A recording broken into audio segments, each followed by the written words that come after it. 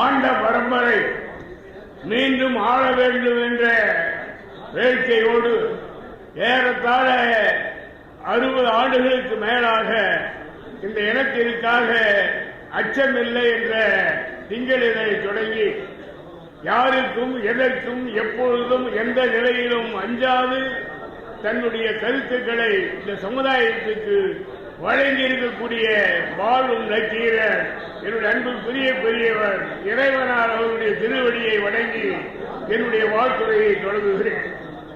ஏன் இதையெல்லாம் சொல்லுகிறேன் என்று சொன்னால், இன்றைய தினம் எல்லோரும் ஆக்ரோஷமாக வீரமாக பேசுகிறோம். வாய் சொல்லில் வீரரடி பாப்பா என்று சொன்னான் பாரதி. அந்த நிலையில் தான் நம்மவர்கள் பரம்பரையை தெரியாமல் இருக்கிறார்கள். அந்த பரம்பரை எப்படிப்பட்ட பரம்பரை என்பதை எடுத்து காட்டுவதற்காக அவர் எடுத்துக்கொண்ட முயற்சி, அதிலே நாங்கள் பங்கு கொண்ட நிகழ்வு, இதையெல்லாம் எண்ணி பார்க்கின்ற பொழுது ஓரளவு ஏதோ கொஞ்சம் துளிர் விட்டு இருப்பதாகத்தான் நான் கருதுகிறேன்.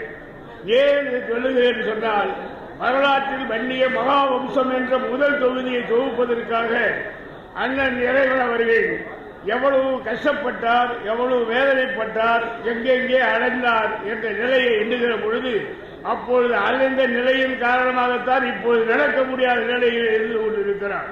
இந்த சமுதாயம் அவருக்கு என்ன செய்ய போகிறது? அவருக்கு ஒன்றும் செய்ய வேண்டாம். நீங்கள் எல்லாம் இங்கே சத்திரியர், சம்புவராயர், அப்படி இப்படி என்று சொல்லிக் கொண்டிருக்கிறீர்கள். நான் இதையெல்லாம் ஏற்றுக்கொள்ள தயாராக இல்லை. நான் ஏனென்றால் நான் ஒரு ஆசிரியராக, தலைமை ஆசிரியராக பணியாற்றியவன். இங்கே வந்திருக்கிற உங்களை எல்லாம் உங்களை தாழ்வு படித்து கேட்டுக்கொள்வது எல்லாம் உங்களுடைய பிள்ளைகளுக்கு யாரா இருந்தாலும் வன்னிய குல சத்திரியர் என்று பதிவு செய்யுங்கள். இந்த வன்னியர் என்ற வார்த்தையை விட்டு விடுங்கள். ஒரு எண்ணு மாறிச்சுன்னா எண்ணில் வாணியரா மாறிடுவீங்க.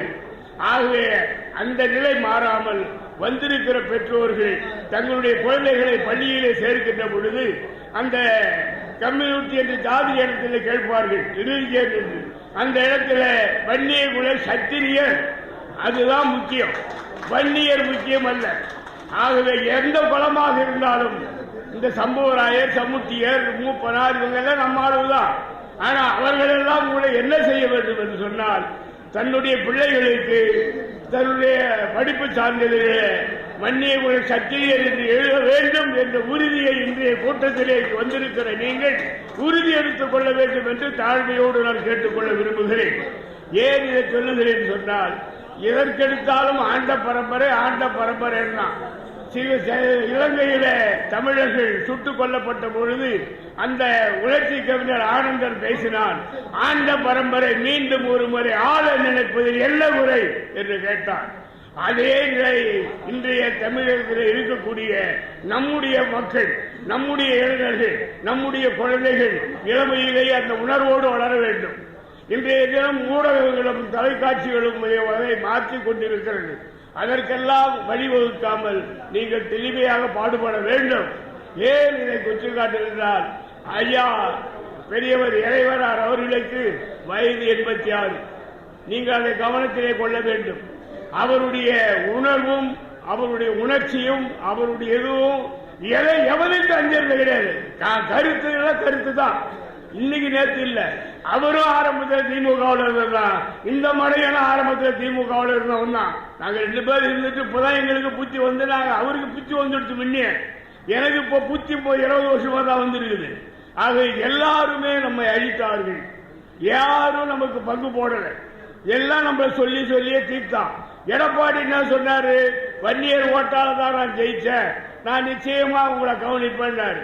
எந்த பயனும் நம்மளை கவனிக்கல. ஏன்னா இந்த இடம் சேலம் சாதாரண இடம் அல்ல. அறிஞர்களும் மூதறிஞர்களும் நாட்டை ஆண்டவர்களும் இருந்த இடம். அதைவிட ஒன்றை நீங்கள் நினைவில் வைத்துக் கொள்ள வேண்டும்.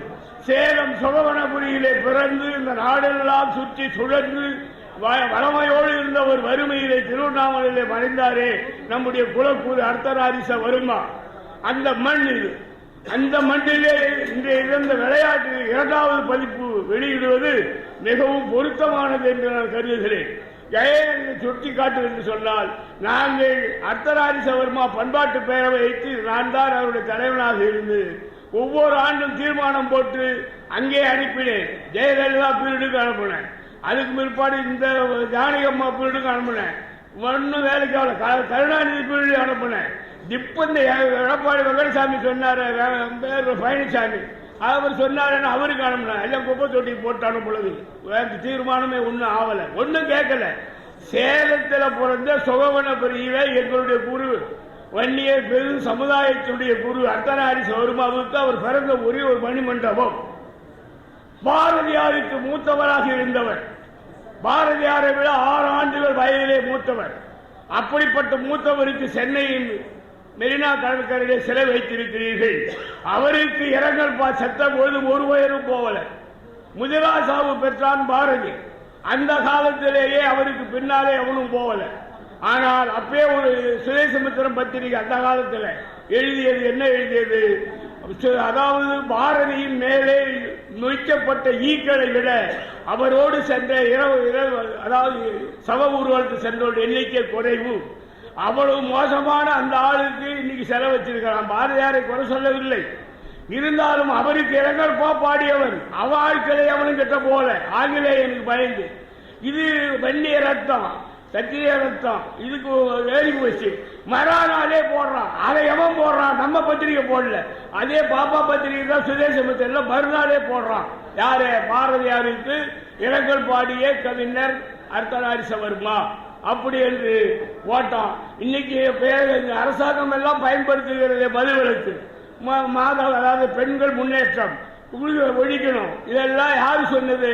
150 ஆண்டுகளுக்கு முன்னாலேயே நம்ம குலகுரு வருமாவர்கள் சொன்னதைத்தான் ஆட்சிக்கு வந்தவன் எல்லாம் இப்ப குடிக்கலாம். எல்லாரும் ஓட்டுல போட்டான். நம்ம ஆள் பூரா அந்த உணர்வு இல்லை.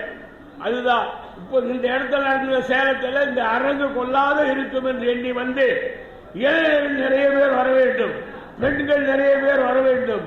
பெண்களை பற்றி அப்பொழுதே சொன்ன ஒரே தலைவர் நம்முடைய குலகுரு வர்மா அவர்கள் தான். அப்படிப்பட்டவர் பூமியிலே நடைபெறுகிற இந்த விழாவிலே நானும் கலந்து கொண்டு இந்த நிகழ்ச்சியிலே வாழ்த்துவதற்கு வாய்ப்புக்கு செய்த உங்களை எல்லாம் சொல்வதற்கு முன்னாலே இந்த விழாவை சிறப்பாக ஏற்பாடு செய்த இந்த விழா குழுவினருக்கு என்னுடைய பாராட்டுக்களை நான் தெரிவித்துக் கொள்ள கடமைப்பட்டிருக்கிறேன். ஏன் இதை சுட்டிக்காட்டினால் முதல் தொகுதி போடுவதற்கு மிகவும் கஷ்டப்பட்டார். அது எங்களுக்கு தான் தெரியும். ஒவ்வொருத்தவர்கிட்டையும் போட்டு 1 லட்சம் ரூபாய் கேட்டோம். அப்போ கேட்கல. நான் எங்களுடைய அண்ணன் பழமல, இவர் விமலாமூர்த்தி, ஆறுமுகம், இவங்கெல்லாம் எத்தனை முறை விழுப்புரம் வந்தார்கள். சுற்றி அங்கங்க வீட்டு போனாங்க. எல்லாரும் பார்த்தா ஏதோ கொடுத்தவர்கள் கொடுத்தார்கள். மனமுடையவர்களிடத்திலே பணம் இல்லை, பணம் இருக்கிறவர்களிடத்திலே பணம் இல்லை. அதுதான் நம்மளே இருக்கக்கூடிய ஒரு பெரிய வருத்தம். ஆகவே அப்படிப்பட்ட நிலையிலே நான் அவரை கடிந்து கொண்டேன். இன்னுமா இவரால என்ன குடித்து நடக்க முடியல, தூக்கி உட்கார வச்சேன். ஆனால் உங்களுடைய ஆசையும் அன்பும் எங்களுடைய அண்ணன் இன்னும் 100 ஆண்டுக்கு மேலும் ஆள வேண்டும். இந்த சமுதாயம் நிலைபெற்று ஆள வேண்டும்.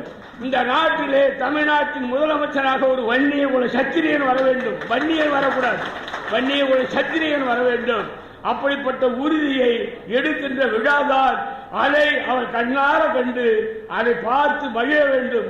அதுவரை நாங்கள் வணங்குகிற இறைவன் அவருக்கு அந்த ஆய்வுகளை தர வேண்டும். முடிந்தால் என் ஆய்வுகளையும் அவர்கிட்ட கொடுத்துடுவர், என் கையில் இல்லை. இருந்தாலும் உங்கள் எல்லோருடைய ஆய்வும் அவருக்கு வர வேண்டும். அவர் இன்னும் வாழ்ந்தால்தான் இந்த சமுதாயம் வாழும்.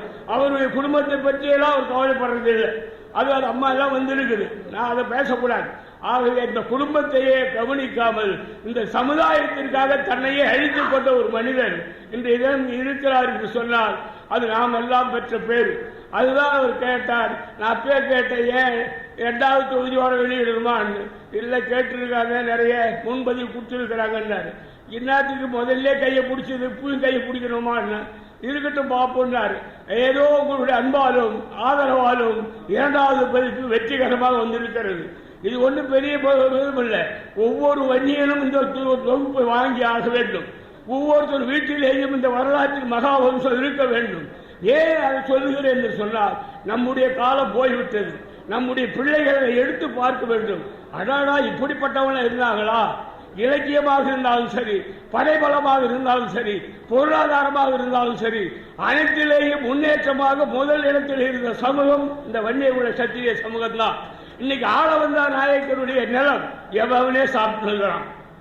நம்ம ஆளுநர் புத்தி இல்லை, திறமையும் இல்லை. இப்படி கல்விக்கூடங்களை நிறைய திறந்த நம்முடைய வரலாற்று பெரியவர்கள் அவர்கள் இப்ப நம்ம தலைமுறை 4வது தலைமுறை பற்றிய சொல்ல வேண்டும் என்றால் அந்த இடமெல்லாம் இந்த இடம் பச்சைப்பாறை கட்டில் வளர்ந்துருக்குது. ஆளவந்தாரை வச்சு பச்சைப்பா வளர்ந்துட்டோம். ஆகவே இப்படிப்பட்ட நம்முடைய கட்டளை அந்த வருமா இன்றைய தினம் அவர்கள் வேலி அறக்கட்டளை வைத்திருக்கிறார்கள். அந்த வேலி அறக்கட்டளைக்கு ஆளுக்கு ₹1 கொடுத்தால் கூட இந்த வன்னிய சமூகம் அந்த வேலி அறக்கட்டளை வளமாக வளர்ந்து ஆளவந்தார் எப்படி நினைத்தாரோ அதே போல் வேலி அறக்கட்டளை சார்பிலே கல்வி நிலையங்களையும் தொழிற்கல்வி நிலையங்களையும் தொழிற்சாலைகளையும் நிறுவி வருங்கால நாம எல்லாம் போயிட்டா கூட நம்முடைய பேர பிள்ளைகளாவது அதை வாழ வேண்டும், அதற்கு இடம்பெற வேண்டும். யார் யாரோ வன்னிய சமுதாயத்திற்காக நான் பாடுபடுகிறேன் என்று நம்ம சமுதாய தலைவர் இறைந்து கிடக்கிறார்கள். அவர்கள் எல்லாம் ஒன்று சேர வேண்டும். ஒன்று சேர மாட்டான், அதுவும் இருக்குது. இருந்தாலும் ஒரு ஆசை சொல்லி பார்க்கிறேன். இவர்களெல்லாம் ஒற்றுமையாக ஒரு தலைமை இங்கு வர வேண்டும். மற்றவர்களை பார்க்கின்ற போது பாருங்கள், அவன் தலித்து என்றால் எல்லாம் ஒன்னா போடுறான். ஏன்டா வன்னிய குல சத்திரியர் எல்லாம் ஒன்னா வரமாட்டான்னா இவன் நான் பெரியவன் நீ பெரியவன் இப்படிதான் வீணா போறான். இப்ப நான் அச்சமில்லை வச்சு நான் பேசுறேன்னு சொன்னா அவருக்காக நீங்க ஏன் பேசுறது கேட்கதான் வராத ஒழிய அவருடைய சேவை, அவருடைய தொண்டு, அவருடைய உழைப்பு, அவருடைய ஊதியம் எல்லாத்தையும் இழந்து போய் நிற்கிறார். ஆகவே இதை சொன்னா மற்ற புரிஞ்சுக்கல. ஆனா எவெல்லாம் உழைக்கிற வந்து நீ எங்கே போட்டான். நான் அரசியலுக்கெல்லாம் போக விரும்பல, எனக்கு அது தேவையும் இல்லை. வன்னிய குல சத்திரிய சங்கம், வன்னியர் சங்கம்னே வைக்கக்கூடாது, வன்னிய குல சத்திரிய சங்கம் என்றுதான் இருக்க வேண்டும். அப்படிப்பட்ட நிலையில்தான் இன்றைய தினம் நம்முடைய டாக்டர் விமலாமூர்த்தியும் அண்ணன் இறைவனார் அவர்களும் இந்த வேலி அறக்கட்டளைக்காக முழுமையாக பாடுபட்டுக் கொண்டிருக்கிறார்கள். இப்போது கூட ஒருவர் நிதி கொடுத்ததாக சொன்னார்கள். அப்படிப்பட்ட நிலையில இன்றைய தினம் நம்முடையவர்கள் ஐயா நீதிபதி அவர்கள் இருக்கிறார்கள், அப்பா துணைவேந்தர் முருகேச பூபதி இருக்கிறார்கள். இப்படிப்பட்ட முருகேச பூபதியை பற்றி நான் சொல்லணும்னா நிறைய சொல்லலாம். அவருக்கு இயல்பிலேயே இன உணர்வு. அவர்கள் ஏன் சுட்டி காட்டுவது சொன்னால் நான் வன்னிய குல சத்திரியர் சொன்னால் ஏதாவது பண்ணி அவனுக்கு அந்த கல்லூரியில் வேளாண் பல்கலைக்கழகத்துடைய கோவையிலே துணைவேந்தராக இருந்தவர். அவர் நிறைய மாணவர்கள் சேர்த்திருக்கிறார்கள். ஏன் சுட்டி காட்டுவது சொன்னால் எங்களுடைய தென்னார்காடு மாவட்டத்தில் அதாவது மாவட்ட கழகத்துடைய டிஸ்ட்ரிக்ட் போர்டு ஆபீஸ் அப்போ உண்டு, மாவட்ட கழகம் உண்டு. அப்போ மாவட்டத்துடைய தலைவராக இருந்தவர் கானூர் சாமிக்கல்லு படையாச்சி அவர்கள். அவர்கள் எப்படி செய்வார் தெரியுங்களா? மாணவர்கள் அவர் தான் அப்பெல்லாம் மாணவ ஆசிரியர் 7,000 ரூபாய் சம்பளம், அந்த காலம் 8,000 ரூபாய் சம்பளம், 12 ரூபாய் சம்பளம். அப்படிப்பட்ட சம்பளத்துக்கு ஆசிரியர்கள் நியமனத்துக்கு அவர் வருவார், மாணவர்கள் எல்லாம் வருவார்கள். பாடா தம்பி வந்து இவனை வந்து முதுகுல கையை தட்டுவார். யார இன்டர்வியூக்கு வர மாணவனுடைய முதுகுல கையை தட்டுவார். எதுக்கு முதுகுல கையை தட்டுவார்னா அப்படி தடவி பார்த்தாருன்னா 100 இருக்கும். சரிடா தம்பி நீ போ. மற்ற நம்மால பார்ப்பாரு, தட்டி பார்ப்பாரு, ஒன்றும் இருக்காது, வெறும் போல. அதனால இவனுக்கு வேலை, அவனுக்கு இல்லை. அவன் கேட்பான், என்ன ஐயா நான் தானே சீனியாரிட்டி, எனக்கு இல்லைன்னு. தம்பி உனக்கு 100 இருக்குதா, அந்த 100ல் போலீஸுக்கு இவங்கிட்ட ஒன்றும் இல்லைடா, இவனுக்கு தான் கொடுக்கணும் போராடுவார். அப்படிப்பட்ட தலைவர்கள் எல்லாம் வாழ்ந்த காலம். ஆகவே அப்படிப்பட்ட உணர்வோடு நமக்கும் அந்த உணர்வு வர வேண்டும். பச்சை நாம எந்த இனத்துக்கும் எதிரிகள் அல்ல, எல்லா இனத்தையும் வாழ வைத்தவன் தான் நம்மாள். ஆகவே இவன் வாழ வைத்தவன் இன்றைக்கு வாழ்வு கிடக்கிறார். அந்த மீண்டும் அந்த வாழ்வை தொடங்க வேண்டும் என்ற உணர்வோடுதான் இப்பொழுது வன்னிய சத்திரிய மகாவம்சத்தினுடைய 7வது தொகுதி இங்கே வெளியிடப்பட்டிருக்கிறது. இது இன்னும் 3 தொகுதி 10 ஏன்னா நாம கிட்டத்தட்ட கோடிக்கணக்கில் இருக்கிறோம் ஜனத்தொகையில, கொஞ்சம் நஞ்சம் கிடையாது. ஆகவே இந்த சமுதாயத்துடைய நிகழ்ச்சியை அவர்கள் இந்த புத்தகத்தை எல்லோரும் வாங்க வேண்டும். அதோடு ஒவ்வொரு மாணவனும் ஒவ்வொரு குழந்தைகளும் நம்முடைய வீட்டு பிள்ளைகளுக்கு நீங்கள் சான்றிதழ் எழுதுகிற பொழுது, பிறப்பு சான்றிதழ் எழுதுகிற பொழுது கூட இந்த கணக்கு புள்ளகிட்ட இப்பதான் வீடியோ வச்சிருக்காங்க. அவங்க வீட்டு நீங்க எழுதும்போது வன்னிய குல சத்திரியர் எழுதுறாங்க. அவங்களுக்கு தமிழ் எழுத சொல்லு, இங்கிலீஷ் எழுத தெரியாது போகிற பசங்களுக்கு. சத்திரியான்னு பேச போட தெரியாது. நான் போட்டதெல்லாம் வன்னியர் போட சில பேர் ஒரு எண்ணம் விட்டுடுறான், வாணியர்னு வருது. ஆகவே இப்படிப்பட்டவர் இருக்கிற காலத்தில் வன்னிகுல சத்திரியார் என்ற பெயரை பதிவு செய்ய வேண்டும் என்று கேட்டு வேறு அறக்கட்டளைக்கு உங்களால் முடிந்த உதவியை ஒவ்வொரு ரூபா கொடுத்தா கூட போகுது, இந்த எங்கேயே போய் நிற்கும்.